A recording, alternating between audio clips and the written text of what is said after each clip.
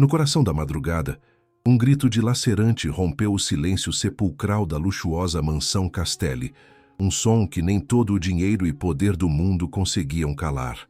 O pequeno Júlio, de apenas 4 anos, se contorcia em sua cama, aterrorizado por pesadelos que nenhum brinquedo importado conseguia afastar. Da porta, sua futura madrasta, Eleonora, observava a cena com uma taça de champanhe na mão e uma expressão de puro tédio em seu rosto impecável. Mas foi aí que aconteceu o pequeno milagre. Dona Catarina, a governanta de 60 anos, com as mãos calejadas pelo trabalho e as costas curvadas, entrou no quarto. Não com autoridade, mas com uma doçura antiga. Bastou ela sussurrar uma velha cantiga de ninar e pousar a mão áspera na testa do menino para o choro cessar imediatamente, transformando o pavor em uma respiração calma e profunda. Era uma magia que o ouro daquela casa nunca soube comprar. Lourenço Castelli observava tudo escondido na sombra do corredor, com o coração apertado, numa morsa de gelo e desconfiança. Ele era um homem que construiu um império imobiliário do nada, mas que se sentia um mendigo dentro da própria casa. Desde a morte da esposa, o cinismo virou sua segunda pele. Ele via urubus em todo lugar, prontos para banquetear com sua fortuna. Ao ver Catarina acariciar seu filho, uma dúvida venenosa cruzou sua mente. Aquela mulher era mesmo um anjo da guarda ou estava apenas atuando o papel de avó perfeita para garantir um lugar no testamento? Ele ainda não sabia, mas aquela noite marcaria o início de uma descida ao inferno, necessária para encontrar a verdade. Eleonora, deslumbrante em um roupão de seda que custava o salário de 1 ano de um operário, bufou ruidosamente, quebrando o encanto criado pela governanta. Finalmente parou a choradeira, sibilou, checando se o vinho não tinha manchado o tapete persa. Lourenço precisa mandar esse menino para um colégio interno depois do casamento, Catarina. Não vou tolerar esses shows toda noite, isso acaba com minha pele e meu sono. A mulher nem se aproximou da cama. Para ela, Júlio era um acessório defeituoso, um obstáculo irritante entre ela e o patrimônio dos Castelli. Catarina não respondeu, limitando-se a ajeitar as cobertas com amor, mas seus olhos baixos escondiam uma tristeza infinita e um medo real pelo futuro da criança. Lourenço decidiu que era a hora. Não podia se casar com Eleonora carregando aquela dúvida que o corroía como um câncer. Precisava de uma certeza absoluta, brutal. Retirou-se para seu escritório, onde sobre a mesa de mogno não havia contratos milionários, mas roupas gastas compradas num brechó e documentos falsificados atestando um desastre financeiro total. O plano era louco, arriscado e cruel, mas necessário. Ele se olhou no espelho, bagunçando os cabelos grisalhos e afrouxando a gravata até parecer um homem derrotado pela vida. Estava prestes a lançar uma bomba atômica na sua própria existência, sem saber que os estilhaços dessa explosão feririam quem ele menos esperava. No dia seguinte, a atmosfera na mansão estava tensa como uma corda de violino prestes a arrebentar. Lourenço convocou as 2 mulheres no salão principal, um ambiente vasto e frio, cheio de estátuas que pareciam julgar os presentes. Não havia a criadagem de sempre, não havia buffet. Apenas ele, com a aparência de quem não dorme há dias, e as 2 mulheres mais importantes de sua vida. Catarina chegou com o avental sujo de farinha, preocupada com a expressão do patrão. Eleonora chegou olhando o relógio, irritada pela interrupção de suas compras online. Nenhuma das 2 imaginava que, em poucos minutos, o luxo que as cercava desapareceria como neblina ao sol, revelando a verdadeira natureza de suas almas. Eu perdi tudo, disse Lourenço, a voz embargada por uma atuação que buscava sua verdadeira angústia interior. Os investimentos na Ásia quebraram. Os bancos bloquearam todas as contas esta manhã. A mansão, os carros, as joias, tudo penhorado. Jogou os documentos falsos na mesa com a mão trêmula. O silêncio que se seguiu foi ensurdecedor, interrompido apenas pelo tic-tac do relógio de pêndulo, contando os segundos para o fim daquela vida privilegiada. Lourenço observou Eleonora, buscando um pingo de empatia, mas viu apenas o cálculo frio em seus olhos verdes, se transformando em fendas de gelo. A reação de Eleonora foi imediata e violenta, como um animal encurralado. Não perguntou como Lourenço estava. Não perguntou de Júlio. Levantou-se de supetão, derrubando a cadeira. O que significa tudo? Você está brincando, né, Lourenço? É uma daquelas suas pegadinhas idiotas? Gritou, a voz estridente, perdendo qualquer traço de elegância. Quando Lourenço negou com a cabeça, o rosto da mulher se contorceu numa máscara de nojo puro. Você está me dizendo que eu deveria me casar com um falido? Um pé rapado? Eu sou Eleonora Fabre. Não nasci para lavar roupa no tanque. Suas palavras eram lâminas, e cada frase confirmava os piores medos de Lourenço. Mas a verdadeira surpresa viria de quem estava em silêncio no canto. Catarina, que até aquele momento estava petrificada, deu um passo à frente, mas não em direção à saída. Enquanto Eleonora xingava a má sorte e a incompetência do noivo, a velha governanta se aproximou de Lourenço e segurou as mãos dele com uma ternura materna que o desarmou. Seu Lourenço, disse com voz firme, ignorando os gritos da outra. Dinheiro vai e vem. O importante é que o senhor e o menino Júlio tenham saúde. Eu tenho minhas economias, guardei na poupança a vida toda. Não é muito, mas dá para a gente alugar um cantinho e comprar comida até o senhor se reerguer. Eu não vou deixar vocês sozinhos. Aquela declaração de amor incondicional atingiu Lourenço mais forte que um soco no estômago, fazendo-o vacilar em sua farsa. Você é louca, velha estúpida! Gritou Eleonora, arrancando o anel de diamantes do dedo com raiva. Atirou a joia contra o peito de Lourenço. Ela quicou e caiu no chão com um som metálico e definitivo. Fique com sua empregada e com seu moleque. Nosso noivado acaba aqui, não vou afundar com esse barco. Sem olhar para trás, Eleonora saiu da sala, batendo a porta com tamanha violência que fez os cristais do lustre tremerem. Ela foi embora, levando consigo o perfume caro e a falsidade, deixando Lourenço no silêncio de sua ruína simulada, com apenas Dona Catarina ao seu lado. Lourenço pegou o anel do chão, sentindo o peso frio na palma da mão. O teste tinha funcionado. A parasita tinha ido embora, mas enquanto olhava Catarina, que já planejava como fazer as malas para a mudança, Lourenço sentiu uma culpa esmagadora. Ele não sabia que o verdadeiro horror não era a perda do dinheiro, mas o que Eleonora faria quando percebesse que tinha esquecido algo valioso naquela que acreditava ser a nova e miserável vida de Lourenço. A mulher não tinha acabado com eles. A maldade dela estava apenas tomando impulso para atacar onde doía mais. A mansão se esvaziou rapidamente e a transição para o pequeno apartamento na periferia foi brutal.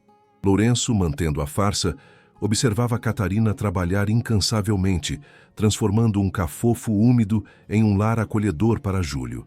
Mas nas sombras, o rancor de Eleonora crescia como fogo sob a palha. A mulher sentia-se roubada de seu tempo e juventude, e sua raiva buscava um alvo fácil. Lourenço achava que tinha visto o pior, mas logo descobriria que a verdadeira pobreza não é viver num imóvel de 2 cômodos, mas ter um coração seco como o da mulher com quem quase se casou. A história mal começou, e a tensão já está no limite. Na sua opinião, o Lourenço fez certo em mentir para descobrir a verdade? Escreva nos comentários e diga de qual cidade você está acompanhando. Inscreva-se agora no canal para ver como o destino vai punir a ganância. Que Deus abençoe sua família. A mudança para a periferia foi um choque térmico para a alma. Do silêncio da mansão para o barulho incessante dos vizinhos, funk alto e motos, passando que filtravam pelas paredes finas como papel. O apartamento eram 2 quartos com infiltração, e o ar tinha um cheiro persistente de fritura.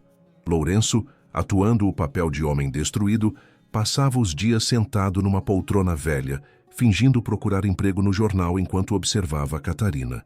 A mulher nunca reclamava.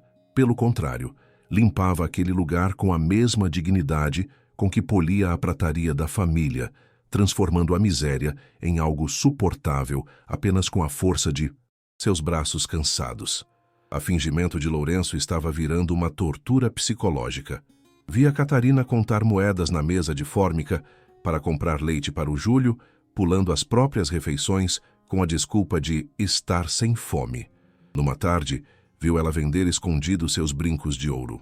Única lembrança da mãe dela, na loja de penhores da esquina, só para comprar um boneco de plástico para o menino esquecer a tristeza. Aquele gesto silencioso furou o coração do milionário. Sentia-se um verme, um monstro prolongando o sofrimento de uma santa para acalmar suas paranoias, mas uma voz interior dizia para esperar, que o teste não estaria completo até que o passado batesse à porta.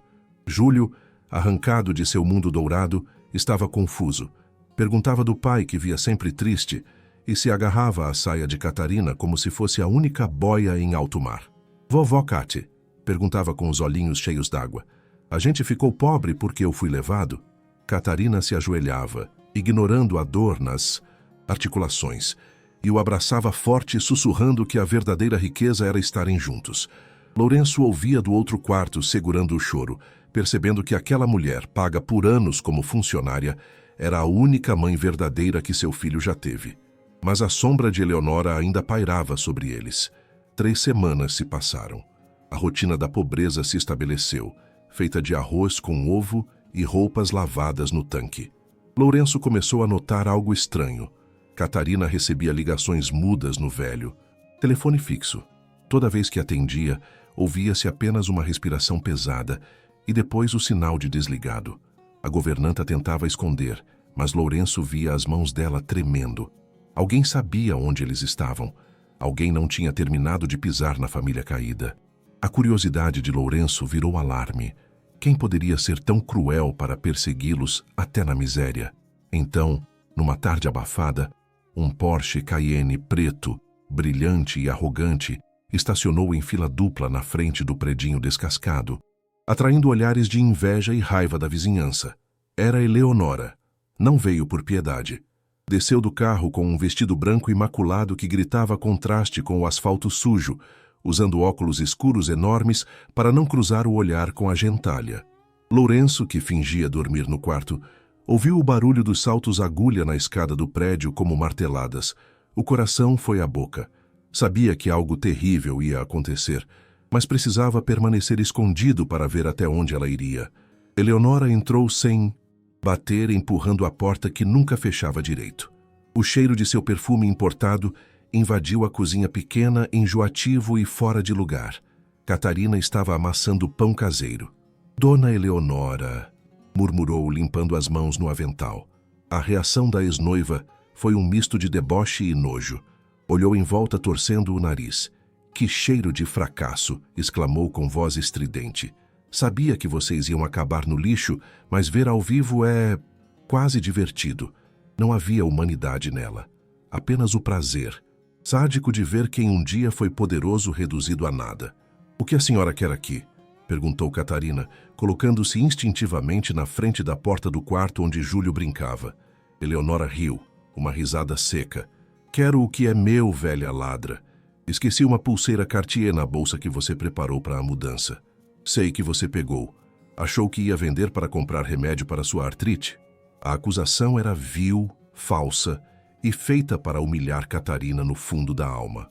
Lourenço, atrás da porta, entreaberta, cerrou os punhos a ponto de as unhas marcarem a palma da mão. Ele sabia que Catarina jamais roubara um alfinete em 20 anos. Catarina endireitou a coluna, ferida no orgulho, mas firme. Eu não sou ladra, dona Eleonora. Fiz as malas sob sua supervisão. Se esqueceu algo, foi erro seu, não roubo meu. Eleonora avançou, o rosto deformado pela raiva. Como ousa me responder? Você é só uma empregada, uma parasita vivendo nas costas de um falido. Começou a revirar as gavetas da cozinha, jogando talheres e potes no chão, criando um caos. Cadê? Me dá ou eu chamo a polícia e te faço apodrecer na cadeia por furto qualificado. A ameaça era real. A palavra de uma mulher rica contra uma governanta pobre, e a justiça olharia apenas o saldo bancário. O barulho assustou Júlio. O menino saiu do quarto coçando os olhos, abraçado ao ursinho. Ao ver Eleonora, que parecia uma fúria na cozinha, travou. Mãe Eleonora? Perguntou com voz trêmula. A mulher se virou de supetão, como se tivesse visto uma barata. Sua frustração por não achar a pulseira, somada ao nojo daquela vida miserável, explodiu contra o alvo mais fraco. Você! A culpa é sua de eu estar nesse buraco! Gritou, avançando no menino. Júlio recuou, tropeçou nos próprios pés e caiu. Lourenço ia intervir, mas o que viu o paralisou por um segundo. Eleonora, com uma crueldade desumana, esticou a perna e deu um chute, não forte, mas cheio de desprezo, na perna do menino caído. Sai da frente, seu estorvo! Pensei que a essa hora já estaria num orfanato público, mas continua aqui pesando nas costas de todo mundo. Júlio abriu o berreiro, chorando desesperado, não tanto pela dor física, mas pela violência emocional. Era o fundo do poço. Eleonora tinha cruzado a linha final, crente de que era intocável, crente de que Lourenço era um vegetal incapaz e Catarina apenas uma velha assustada. Catarina, ao ver o chute, teve um sobressalto. Por um instante, pareceu diminuir, esmagada pelo medo e pela autoridade que Eleonora sempre exerceu. A madame tinha o poder, o dinheiro. Catarina era ninguém. Eleonora sorriu triunfante, vendo o medo nos olhos da governanta. Viu? Você é fraca. Agora me diz onde está a pulseira, ou eu juro que chamo o conselho tutelar. Vou dizer que o menino vive no meio da imundície. A ameaça final, levar Júlio embora. Parecia que o mal tinha vencido. Mas Eleonora cometeu um erro de cálculo fatal. Ela nunca tinha visto o que acontece quando se mexe com a cria de uma onça, mesmo que essa onça use avental. Lourenço, com a mão na maçaneta, viu algo mudar nos olhos de Catarina. O medo sumiu, substituído por um gelo mortal. Ela não olhava mais para Eleonora como patroa, mas como inimiga. O silêncio na sala ficou pesado, elétrico. Catarina não respondeu à ameaça. Lentamente, muito lentamente, virou-se para o balcão da pia.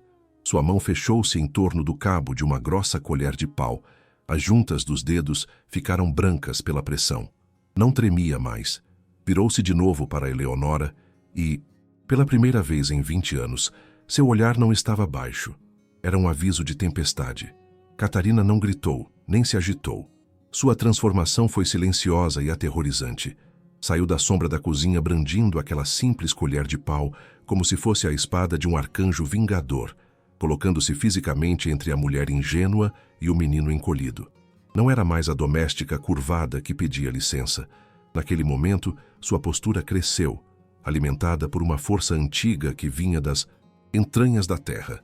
Seus olhos, geralmente doces, ardiam agora com um fogo sagrado, uma determinação feroz, disposta a incinerar qualquer um que ameaçasse a inocência daquele menino que ela considerava seu neto de alma. Eleonora, acostumada a ver Catarina como parte da mobília, ficou sem reação por uma fração de segundo, antes que sua arrogância voltasse. Soltou uma gargalhada estridente. O que vai fazer com esse pedaço de pau, velha louca? Vai cozinhar para mim? Zombou, dando um passo à frente para empurrar a governanta e chegar em Júlio. Sai da frente, ou eu juro que te mando prender por agressão. Você não tem ideia de quem eu sou e do que posso fazer com você, sua serviçal miserável. Sua mão bem cuidada, com unhas vermelhas, levantou-se ameaçadora para o rosto de Catarina. Mas a mão de Eleonora nunca chegou ao destino. Com um reflexo impressionante para sua idade, Catarina golpeou o pulso da mulher com a colher de pau num estalo seco que ecoou pelo apartamento. Baixe essa mão, ordenou Catarina, a voz baixa e vibrante como um rosnado. A senhora não está mais na mansão Castelli, dona Eleonora. Lá a senhora podia mandar, humilhar e fingir que era rainha. Mas esta é a minha cozinha. Este é o meu teto.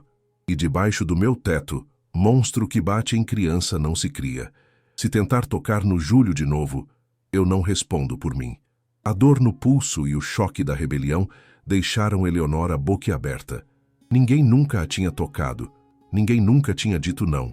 Você me bateu! Você ousou me bater! Gritou, recuando para a porta, buscando espaço para um escândalo. Acabou para você! Vou chamar a polícia agora! Mas Catarina não recuou 1 milímetro. Abaixou-se, ignorando a ameaça, e levantou Júlio do chão, apertando-o contra o peito numa proteção absoluta, virando as costas para Eleonora e criando um escudo humano impenetrável. Vá embora, repetiu Catarina, sem nem olhar na cara dela, ninando o menino que soluçava. Chame a polícia, chame quem quiser. Eu vou contar para todo mundo que a senhora chutou uma criança de 4 anos. Vamos ver em quem os vizinhos aqui da comunidade vão acreditar quando virem os roxos nesse anjo. Agora suma, antes que eu comece a gritar e chame o prédio inteiro para ver a verdadeira cara da fina Eleonora Fabbri. A ameaça de um escândalo público, numa quebrada onde a justiça muitas vezes é feita na hora, fez o sangue de Eleonora gelar. Foi nesse momento preciso, com a tensão saturando o ar, que a porta do quarto se escancarou. Lourenço saiu das sombras. Não tinha mais a aparência do homem derrotado que interpretou por semanas. Sua coluna estava reta, os ombros largos, e o rosto era uma máscara de pedra fria. Seus olhos não olhavam para Catarina com pena, mas com um respeito reverencial. Depois pousaram em Eleonora, e naquele olhar havia uma sentença final. O silêncio que seguiu sua entrada foi mais pesado que qualquer grito. Eleonora, vendo Lourenço, mudou a expressão na hora, tentando manipular. Amor, viu? Viu o que essa louca fez? Gritou, mostrando o pulso vermelho, tentando forçar lágrimas. Ela me agrediu. Eu só estava tentando educar o Júlio. Você tem que demitir ela agora, Lourenço. Manda ela embora e chama a polícia. Ela ainda achava que Lourenço era o boneco cego e apaixonado, o falido que precisava da aprovação dela, ignorando que o pano tinha caído e o teatro tinha acabado. Lourenço ignorou completamente as palavras de Eleonora. Caminhou devagar até Catarina e Júlio, passando pela ex-noiva como se ela fosse invisível. Colocou a mão no ombro da governanta, um toque gentil, mas firme. Dona Catarina, disse com voz calma. Obrigado. Obrigado por proteger meu filho quando eu não estava lá para fazer isso. A senhora é a mulher mais corajosa que eu conheço. Então virou-se lentamente para Eleonora. A calma na voz sumiu, substituída por um tom metálico, autoritário, de quem dobra conselhos de administração com uma palavra. O teste acabou, Eleonora, disse Lourenço. As palavras caindo como pedras. Eleonora o olhou confusa, um arrepio frio correndo na espinha. Que teste? Do que você está falando? Ficou doido com a pobreza? Lourenço riu, uma risada amarga. Tirou do bolso da calça gasta um smartphone de última geração e mostrou o saldo do banco na tela. Os números eram astronômicos, reais, intocados. Eu não perdi um centavo, Eleonora. A falência, a penhora, este apartamento, era tudo mentira. Eu queria ver quem me amava por mim e quem amava minha carteira. A cor sumiu do rosto de Eleonora, deixando-a pálida como cera. As pernas falharam e ela teve que se apoiar no batente da porta. Não é possível, gaguejou, a mente procurando freneticamente uma saída, uma desculpa. Lourenço, amor, espera. Eu estava estressada. Não queria dizer aquilo. Reagi mal porque estava preocupada com a gente. Eu te amo. Você sabe que eu te amo. Sua voz subiu, virando uma súplica patética, as mãos tentando agarrar a camisa velha dele. Lourenço deu um passo para trás, desviando do toque com nojo visível. Você ama o dinheiro, Eleonora.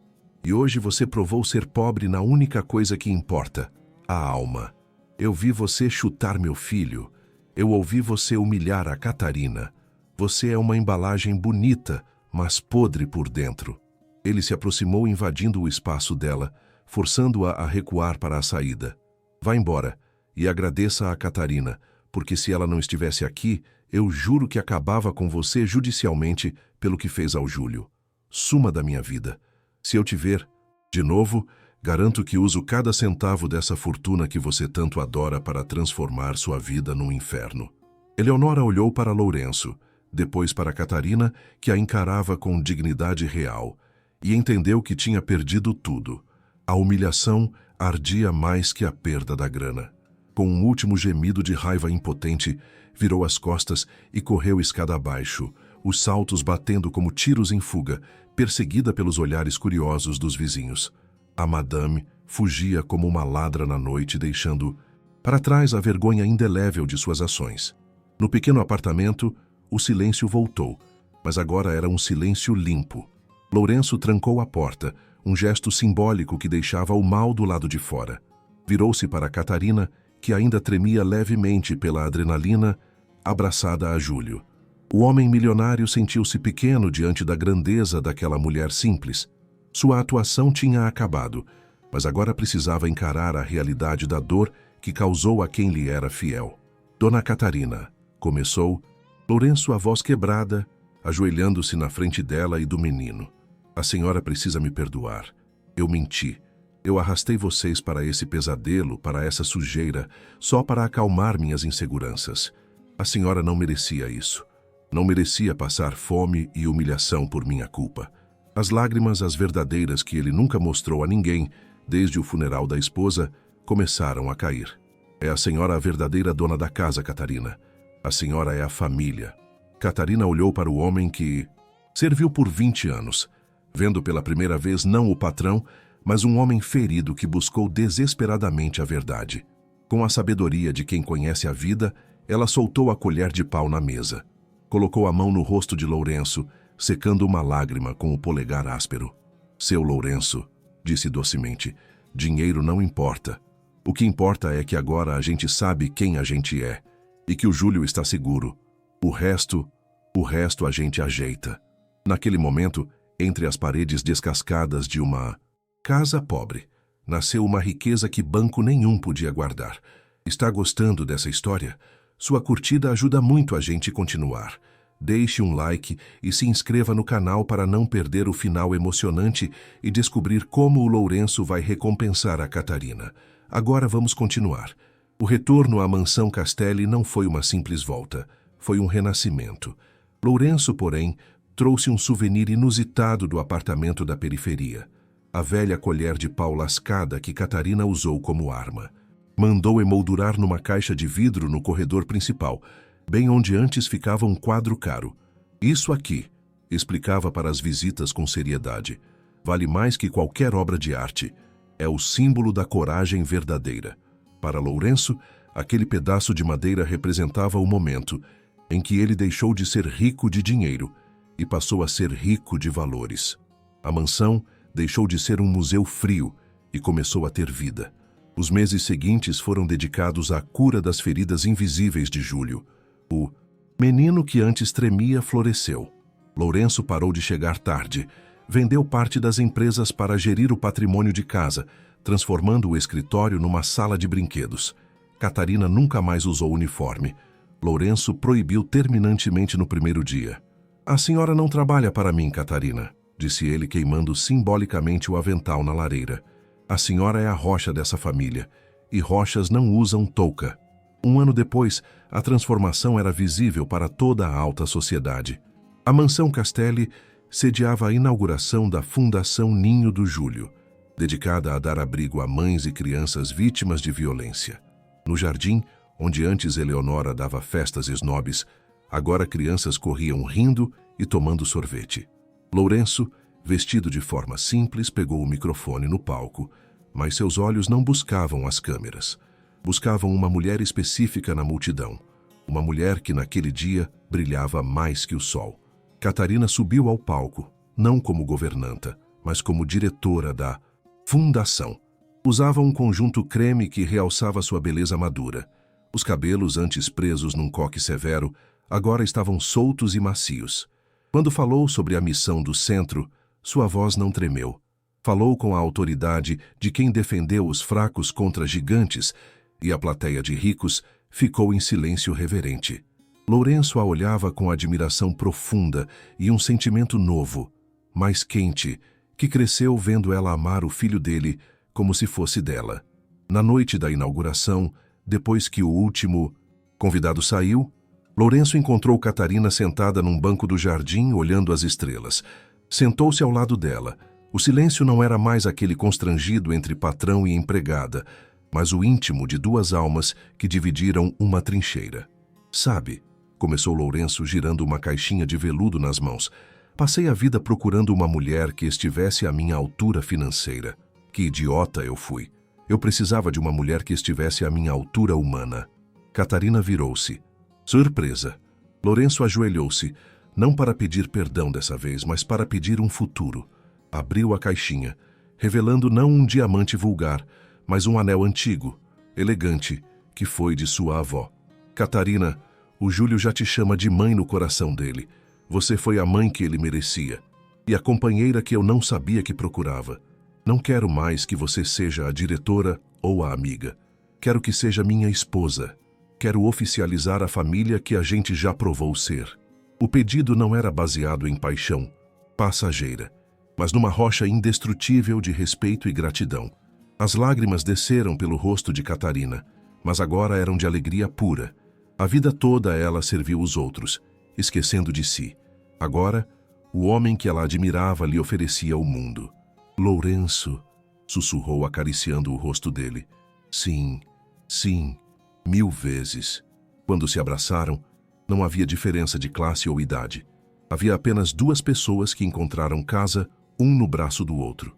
Júlio, espiando da janela de pijama, pulou na cama comemorando, sabendo que a vovó Cate nunca mais iria embora.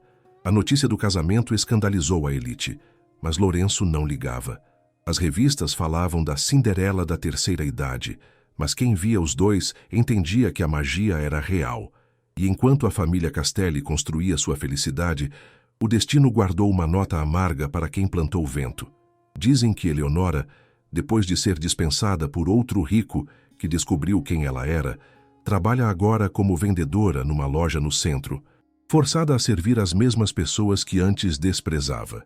Uma ironia que Lourenço recebeu sem alegria, mas como um ciclo que se fecha. O casamento foi no jardim, com flores do campo. Júlio levou as alianças, orgulhoso. Quando Lourenço beijou Catarina, o aplauso foi um estrondo de afeto sincero. Naquele beijo havia a promessa de dias serenos e de um amor que não precisava de saldo bancário para ser rico. Dona Catarina, a ex-governanta, virou a rainha do castelo, não por casar com o rei, mas por ter salvado o príncipezinho do dragão. A história de Lourenço e Catarina virou lenda, um lembrete de que etiquetas sociais são papel velho diante da grandeza do coração. Enquanto o sol se punha, a família Castelli ficou no jardim. Lourenço segurava a mão da esposa. Júlio dormia no colo deles. Tinham atravessado o inferno da mentira para achar o paraíso da verdade. E olhando para a mulher que mudou sua vida, Lourenço entendeu finalmente. A verdadeira nobreza não se herda, se prova. Que jornada! Incrível! Na sua opinião, a Eleonora teve o castigo que merecia virando vendedora, ou o destino pegou leve com ela? Escreva nos comentários. Se essa história tocou seu coração e você acredita que amor e lealdade são a maior riqueza, deixe um like agora.